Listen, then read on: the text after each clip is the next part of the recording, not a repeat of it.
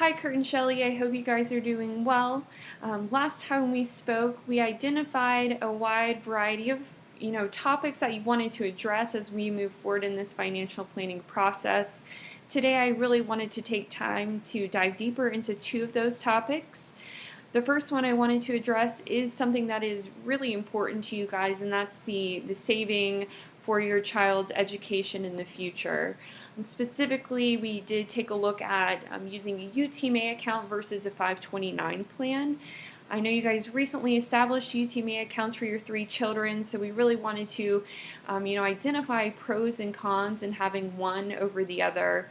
So I'll start with the UTMA accounts. As you guys know, these are custodial accounts that are a very popular way to save for a child's future. There are a couple advantages I want to highlight. One of them being when you take a distribution from a UTMA, any gains or earnings can be taxed at a child's lower tax rate as opposed to the parent's higher tax rate. That generally is referred to as the kiddie tax, and a lot of people do find that beneficial as they take money out in the future. One other important benefit is that UTMAs generally have more flexibility as to what you can invest in. So you see more investments like securities and mutual funds, sometimes even real estate, even though I know that's something you probably wouldn't consider. That could be an option for you. So overall, more flexibility in the investments that can help get that growth for you in the UTMA accounts. With anything, there are some disadvantages as well.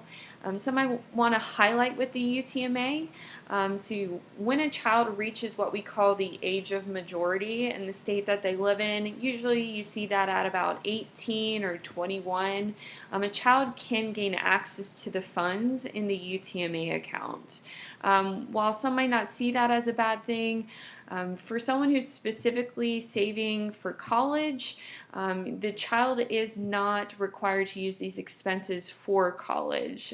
So in your case, we are looking specifically at college savings, so this could be a disadvantage. Another disadvantage is that UTMAs are heavily considered for a child's financial aid when they go to school. Because UTMAs are considered assets of the child themselves, it can count against them. So if you think you might need to use financial aid in the future, this is something you strongly want to consider because it will impact your ability and the amount you're able to receive. Next, I did take a look at the 529s. So there are some advantages to the 529s that I wanted to highlight. 529s are specific to saving for higher education.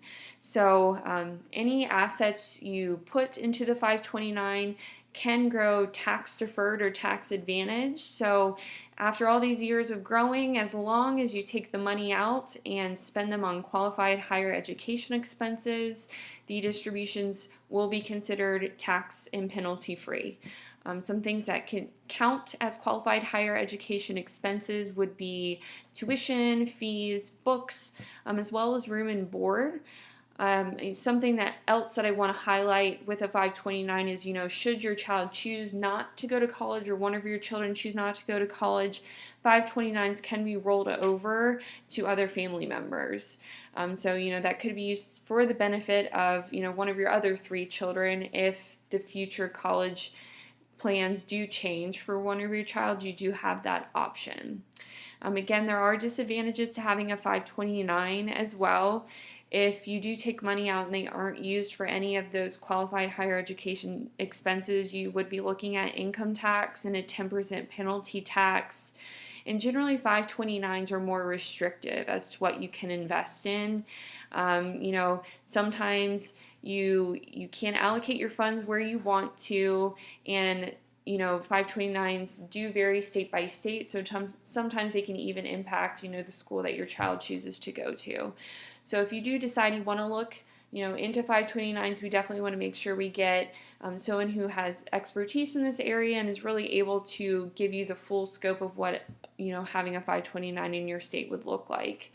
The next topic I wanted to address was specifically the home insurance when it came into the kitchen fire that you guys had. So recently you experienced a small kitchen fire that caused about $10,000 worth of damage. So what I did was took a look at your HO3 insurance policy to determine the amount of coverage you would receive from, how your policy is currently structured. Fortunately for you guys in this situation, you did have about 80% of your replacement cost value of your home covered. For most insurance policies, to cover 100% of a partial loss, you do have to meet that minimum of 80% of the replacement cost of your home being covered. Because you guys did in this case, the insurance policy would cover the full $10,000 worth of damage. So what we did was we took that $10,000 and we did subtract that $500 deductible, giving us a $9,000 $500 value that would be covered by the insurance company. So in this case, it did work out for you guys. Moving forward in the future, I do want to visit that. I do recommend generally that everyone has 100% of their home covered.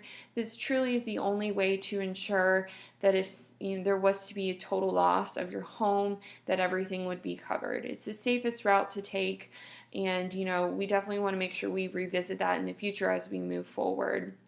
I know we were only able to cover a couple of the topics today, but we will be sure to address everything else that you wanted to cover in more detail as we move forward. I really look forward to working with you guys, and if you ever have any questions as we move forward, please don't hesitate to reach out to me. I hope you have a great rest of your day.